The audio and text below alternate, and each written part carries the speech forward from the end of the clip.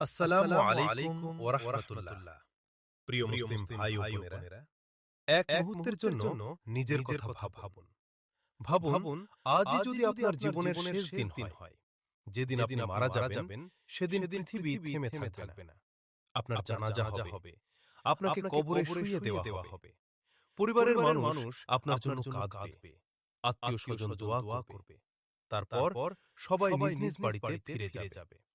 পরের দিন সূর্য ঠিক আগের মতোই উঠবে।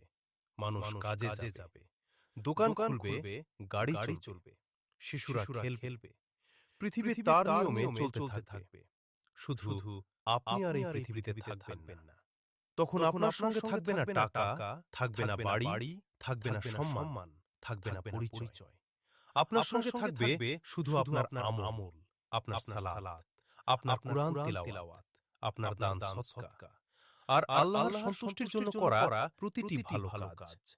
তাই এখনো সময় আছে। আজই আল্লাহর কাছে ফিরে আসুন, আন্তরিকভাবে তাওবা করুন, বেশি বেশি ইস্তিগফার করুন, নেক আমল করার চেষ্টা করুন। কারণ আমরা কেউ জানি না আমাদের শেষ মুহূর্ত কখন আসবে।